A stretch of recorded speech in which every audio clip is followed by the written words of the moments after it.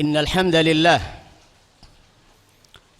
نحمده ونستعينه ونستغفره ونستهديه ونتوب إليه ونعوذ بالله من شرور أنفسنا وسيئات أعمالنا من يهد الله فلا مضل له ومن يضلل فلا هادي له أشهد أن لا إله إلا الله وحده لا شريك له وأشهد أن محمدا عبده ورسوله صلى الله عليه وعلى آله وصحبه وسلم تسليما كثيرا أما بعد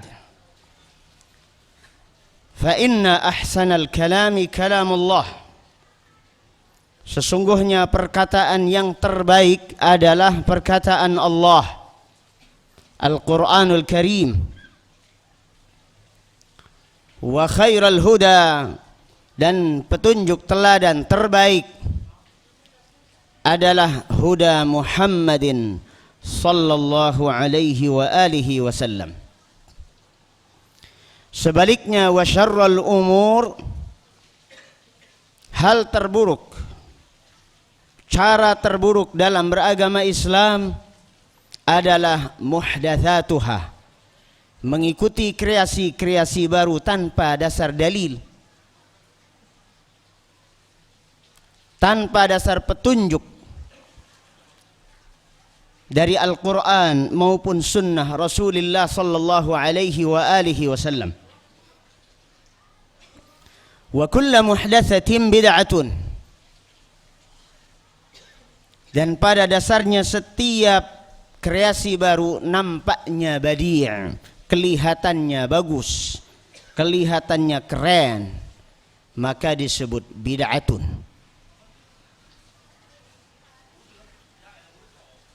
Kreasi inovatif, kelihatannya wah. Tetapi jika itu dalam cara beragama Islam, cara beribadah kepada Allah Jalla wa Ala, maka kata Nabi sallallahu alaihi wasallam, wa kullu bid'atin dhalalatun, sesungguhnya merupakan kesesatan. Wa kullu dhalalatin finnar, dan setiap kesesatan bermuara di neraka.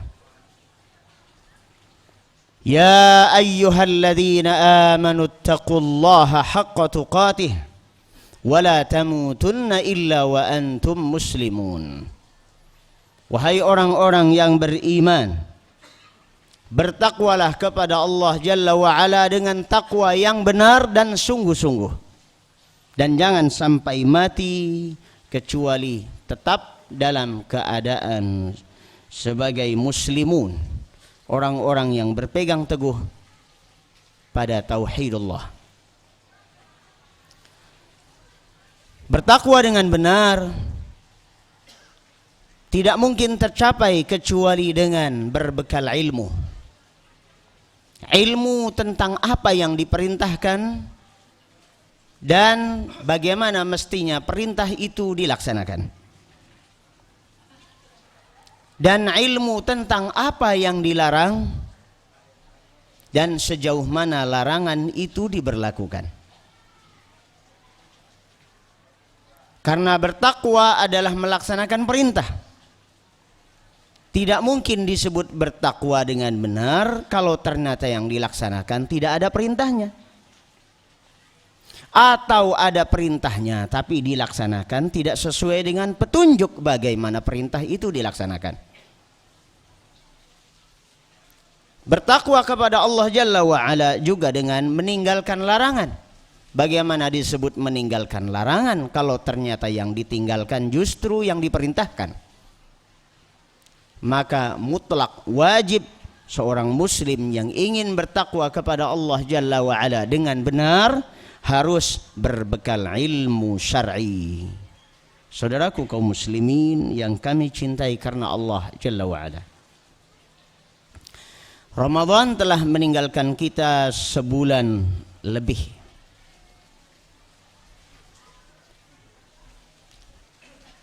Dan sebulan yang akan datang kita songsong Dzulhijjah. bulan terakhir dalam urutan tahun Hijriyah.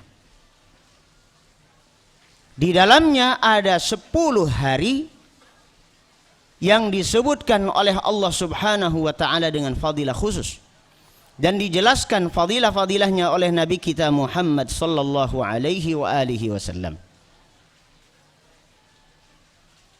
Kata Nabi alaihi salatu wassalam, "Ma min ayyamin", tidak ada hari-hari, "al-amalus salihu fiha ahabbu ilallah min hadhil ayyamil ashar", di mana amal salih tidak ada yang mengungguli amal salih yang terjadi pada hari-hari 10 tersebut.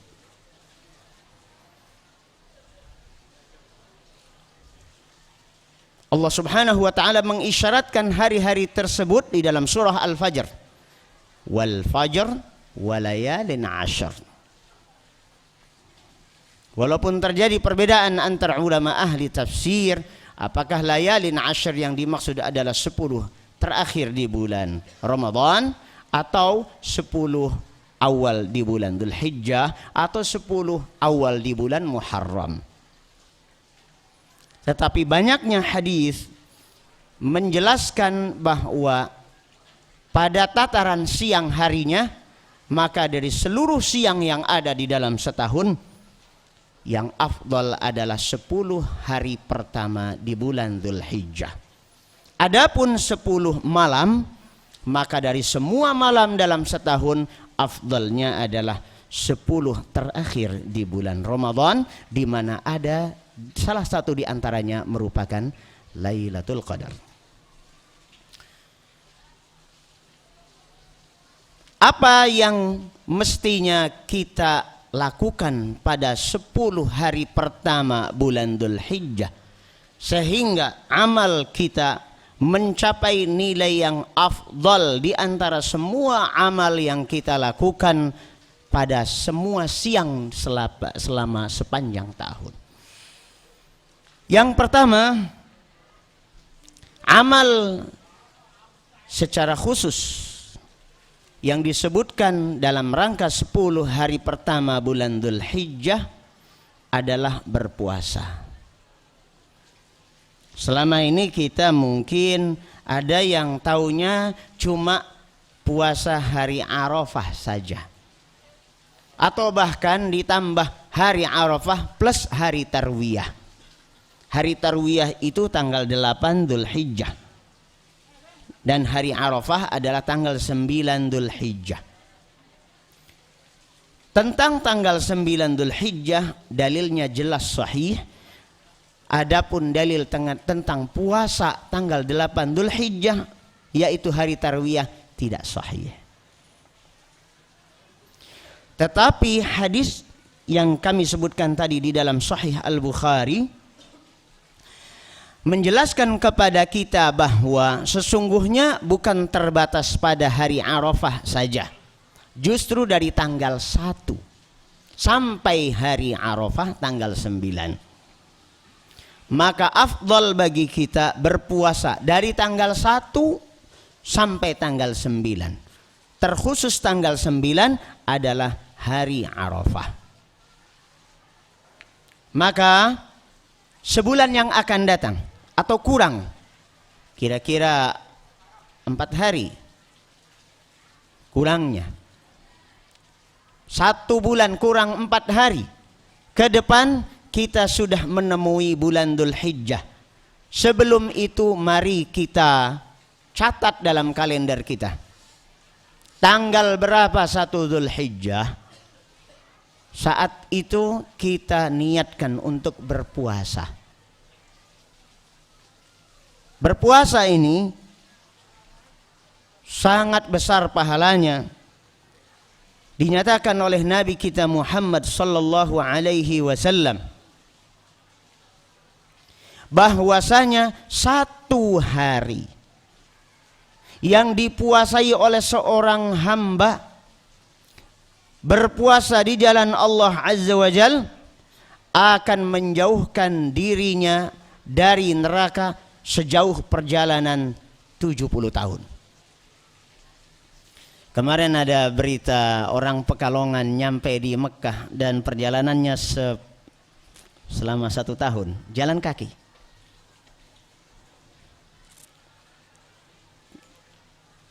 Bukan itu permasalahannya.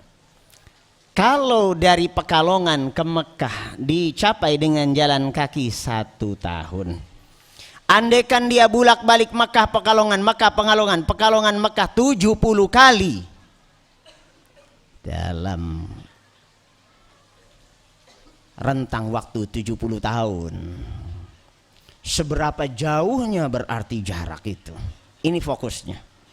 Bukan masalah orang Pekalongannya, tetapi jarak antara Pekalongan dengan Mekah ini, seandainya ada kobaran api yang sangat dahsyat di Mekah, nyampe nggak kira-kira ke Pekalongan?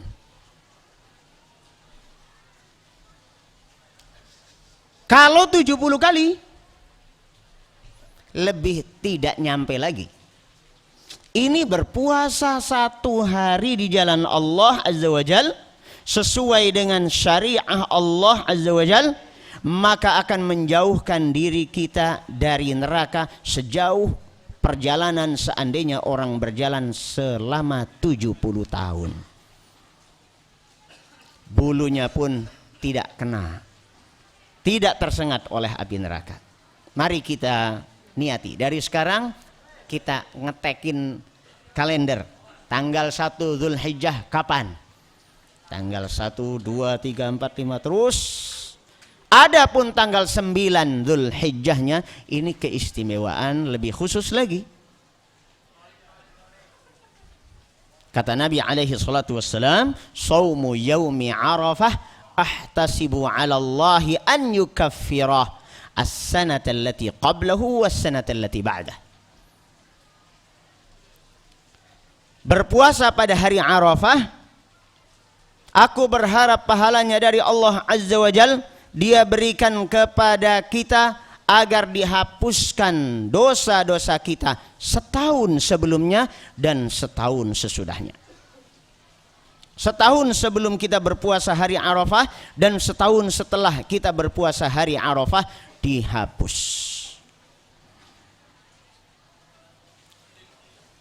Allahu Akbar. Puasa. Ini amalan yang pertama. Tentunya pada tanggal 10 Dzulhijjah haram justru untuk berpuasa. Sampai 3 hari berikutnya. Tanggal 10 Dzulhijjah, tanggal 11, 12 dan 13. Kemudian apa yang kita lakukan pada tanggal 10, 11, 12 dan 13 bagi kita yang tidak berhaji dan tidak berumrah, tidak sedang berhaji? Kita yang tidak sedang berhaji maka hendaknya mempersiapkan diri untuk berkurban.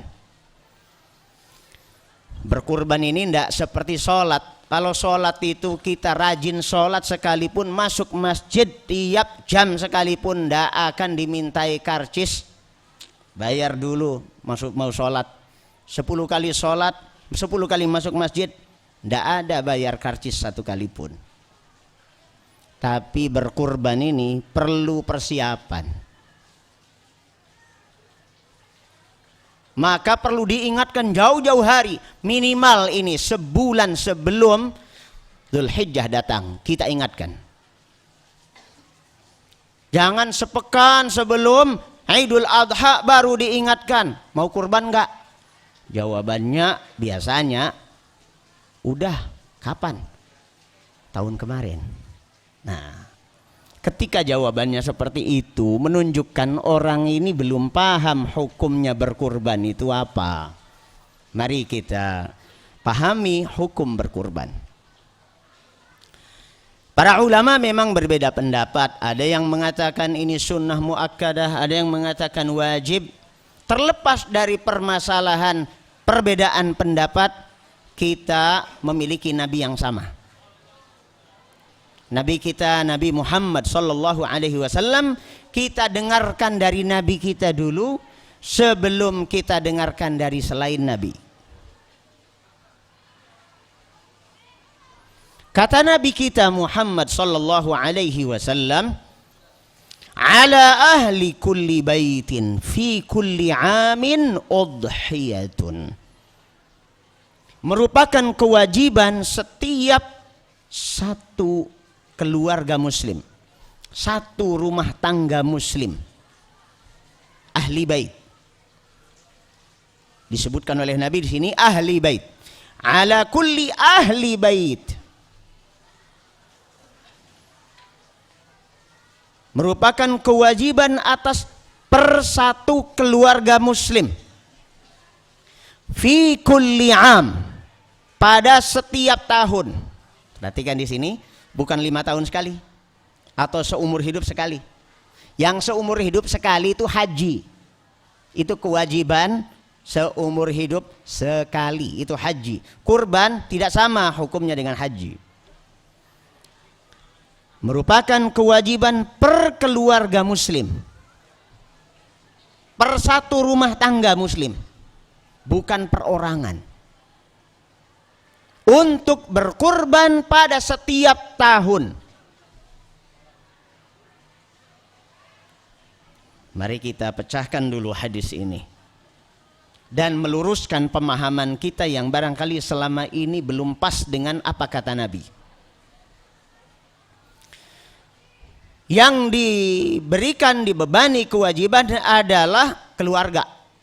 Dan keluarga secara definitif adalah pimpinan keluarga, kepala rumah tangga. Maka per satu kakak dalam setiap tahun sekali minimal 1 ekor kambing atau domba. Kalau kita pikir-pikir beban seperti ini apa ya berat ya?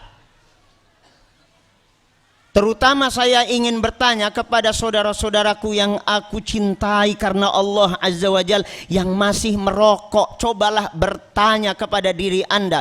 Kalau Anda beli rokok 1 hari 1 bungkus dengan anggaran 20.000 kali 1 bulan, berarti Anda sudah mengeluarkan 600.000 kali 1 tahun. 600.000 kali 12 bulan. Anggaplah 2 bulannya pre. Ramadan tobat, ya. Syawal masih tobat sedikit. Dzulqa'dah mulai kumat ngerokok lagi barangkali. Misalnya dalam setahun Anda cuma ngerokok 10 bulan. 600.000 kali 10 itu sudah 6 juta mas. Yakin dapat kambing 2 ekor. Ini ngomong gampangnya ya. Yang susah itu sebenarnya bukan masalah beli kambingnya mas. Ini menghentikan rokoknya ini kan yang jadi masalah. Maka diperlukan akidah yang kuat, keyakinan bahwasanya Allah Subhanahu wa taala mengharamkan yang jelek-jelek, yang busuk-busuk, as-sayyi'at, yang rusak-rusak dan merusak tubuh kita. Itu diharamkan oleh Allah Azza wa Jalla. Itu dulu yang harus diyakini. Baru kemudian kita bisa bangkit. Kita kemarin puasa Ramadan mampu siang penuh ndak ngebul. Ndak menghisab wala udud. Bisa. Masa ya ndak bisa sekarang? Bisa. Nah sekarang terlepas dari masalah rokok dan tidak rokok, yakin ada uang sisa paling tidak untuk disisakan kurban. Penyakitnya selama ini memang sebagian kita tidak yakin bahwasanya kurban itu mudah, ringan. Kalau kita kepala rumah tangga tidak mampu pada bulan ini untuk menghadirkan 1 ekor domba atau kambing, kita bisa urunan dalam satu keluarga. Tolong dong bantu bapak. Bapak lagi bokek. Ini akhir bulan lagi. Nanti kalau bapak sudah gajian, tak kembaliin uangnya. Bisa. Intinya saya punya keyakinan bahwa kita semua nih kalau sudah paham masalah kurban nih sebenarnya mudah. Ayo kita berkurban. Jangan mengandalkan tetangga kita dulu berkurban. Dan jangan mengatakan saya sudah berkurban 5 tahun yang lalu, tahun ini giliran istri. Nah ini juga satu hal yang perlu diluruskan. Bahwa kurban dalam satu keluarga itu bukan kewajiban perorangan. Kewajiban per keluarga. Dan dalam satu keluarga dengan 1 ekor kambing ini telah diberikan pahalanya untuk semua anggota keluarga ini. Dari mana kita bisa tahu? Dari Nabi kita Muhammad sallallahu alaihi wasallam. Pada suatu tahun Idul Adha, Nabi kita Muhammad sallallahu alaihi wasallam hanya berkurban dengan 2 ekor domba. Kadang-kadang beliau berkurban lebih dari itu. Pernah 100 ekor Nabi sallallahu alaihi wasallam berkurban. 70 ekor beliau sembelih sendiri, kemudian 30 ekor yang lain sisanya diserahkan kepada mantunya Ali ibnu Abi Thalib radhiyallahu an agar menyembelihnya. Nah, fokusnya di sini adalah ketika Nabi sallallahu alaihi wasallam hanya berkurban dengan 2 ekor domba. Ketika Nabi sallallahu alaihi wasallam menyembelih domba yang pertama, kata beliau, dengarkan apa kata beliau. Allahumma hadza anni wa an ahli baiti. Bismillah wallahu akbar. Ya Allah, ini kurban dariku atas namaku dan atas nama keluargaku. Anda tahu berapa keluarga Nabi? Dalam hitungan istrinya. Dalam riwayat yang mutawatir 9 orang. Wah, 9 orang, 1 ekor kambing, 1 ekor domba, bisa. Bisa lah, kalau Nabi bisa, kita mencontoh Nabi saja. Gak usah mencontoh yang sulit-sulit. Tahun ini istri, tahun besok anak pertama, tahun berikutnya anak kedua. Tidak usah. Tiap tahun 1 ekor domba, 1 ekor kambing atas nama 1 keluarga. Kalau Nabi istrinya 9, Anda cuma punya istri 1, kan berarti masih ada loh spare-nya sebenarnya. Kalau kita berpikir prosentase ya. Barangkali ada di antara kita yang masih bingung tentang berkorban ini wajib atau tidak. Nabi kita Muhammad sallallahu alaihi wasallam mewajibkan. Kalau enggak mampu bagaimana Pak Ustadz? Kita tidak sedang berbicara tentang orang tidak mampu. Kalau memang benar-benar dia tidak mampu, ketidakmampuan itu menjadi uzur sebab untuk seseorang tidak melaksanakannya. Dan saya kira masalah ketidakmampuan itu berlaku pada semua ibadah, bukan hanya berkurban. Orang habis kebakar tubuhnya, mau sholat, apa harus wudhu, kena air? Tidak. Dengan perbannya itu, di atas perbannya itulah diusap. Tidak harus kena air. Dan banyak lagi yang lainnya. Semoga dengan penyampaian sederhana ini, Allah subhanahu wa ta'ala iringkan bersamanya hidayatut taufiq yang merasuk ke dalam hati kita dan memberi Anda semangat untuk berkurban tahun ini dan tahun-tahun berikutnya. Aqulu qawli hadza wa astaghfirullah li wa lakum wa sallallahu ala nabiyyina Muhammad wa alihi wa sahbihi wa sallam wa akhiru da'wana anil hamdulillahi rabbil alamin.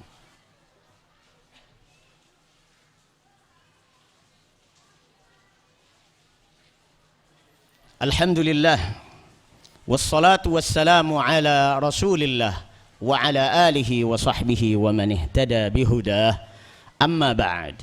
Sekali lagi saudaraku kaum muslimin yang kami cintai karena Allah, mari kita bertakwa kepada Allah dengan benar. Dan tidak bisa kita bertakwa dengan benar kecuali kita memiliki ilmu. Ilmu tentang apa yang diperintahkan dan bagaimana mestinya perintah itu dilaksanakan. Ilmu tentang apa yang dilarang dan sejauh mana larangan itu diberlakukan. Seorang muslim akan terus bertambah tinggi derajatnya seiring dengan bertambah tinggi derajat keilmuannya. Allah Subhanahu wa taala berfirman, "Yarfa'illahu alladhina amanu minkum walladzina utul ilma darajah." Allah pasti angkat derajat orang-orang yang beriman plus. Beriman saja sudah tinggi. Tetapi orang-orang yang ditinggikan terus derajatnya oleh Allah Azza wa Jal adalah beriman plus. Apalagi zaman sekarang serba plus-plus. Layanan apa aja pengennya plus-plus. Nah, kita di dalam keimanan dan keilmuan mestinya ada plus-plus. Iman plus berilmu. Dengan ilmu maka seorang alim bisa melakukan amal yang kecil sederhana tetapi memiliki nilai yang jauh lebih besar berbobot dibandingkan dengan orang yang berjibaku dia mengamalkan sesuatu seakan-akan bakal mendapatkan surga lebih. Kita mungkin akan kebingungan kalau seandainya mendengarkan penuturan begini. Ada orang sholat, di sampingnya ada orang tidur.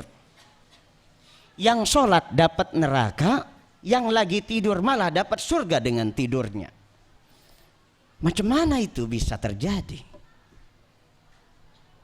Permasalahannya di ilmu. Kalau orang yang melaksanakan sholat ini tidak atas dasar ilmu, dia lakukan sholat penuh dengan rekayasa bid'ah, ada aturan-aturan yang dia langgar di dalam sholat, dia tidak mengerti. Karena dia pakai jurus pokoknya, yang penting sholat, sholatnya sah atau tidak penting, yang penting sholat. Barangkali ada di antara kita selama ini, kita orang Islam sholat, ya yang penting sholat lah, daripada nggak sholat. Ya. Ayo, atas dasar ilmu. Akhirnya orang yang sholat ini karena pakai prinsip yang penting itu tadi, tidak penting sah atau tidak. Boro-boro mengambil keutamaan-keutamaan, rukuknya, sujudnya, bacaannya, bagaimana yang afdal, sah atau tidak pun itu tidak penting bagi dia, yang penting sholat. Sementara yang lagi tidur ini, dia ba'dal isya memang segera tidur karena niatnya di dalam hati bagaimana bisa bangun malam jam 12 malam orang pada ngorok, dia bisa bermesraan dengan Allah Subhanahu wa taala. Niatnya ketika sebelum tidur bahwa dia menyegerakan tidur supaya bisa bertahajud, niatnya ini sudah menjadikan pahala tahajud ditetapkan untuknya meskipun belum dia lakukan tahajud itu. Allahu Akbar. Itulah ilmu. Semoga Allah Azza wa Jalla memuliakan kita semua dengan iman plus berilmu. Allahumma salli ala Muhammad wa ala ali Muhammad kama sallaita ala Ibrahim wa ala ali Ibrahim innaka Hamidum Majid. Allahumma barik ala Muhammad wa ala ali Muhammad kama barakta ala Ibrahim wa ala ali Ibrahim fil alamin innaka Hamidum Majid. Allahumma ighfir lil muslimina wal muslimat والمؤمنين والمؤمنات الأحياء منهم والأموات ربنا لا تزغ قلوبنا بعد إذ هديتنا وهب لنا من لدنك رحمة إنك أنت الوهاب ربنا إنك جامع الناس ليوم لا ريب فيه إن الله لا يخلف الميعاد ربنا آتنا في الدنيا حسنة وفي الآخرة حسنة وقنا عذاب النار أقم الصلاة.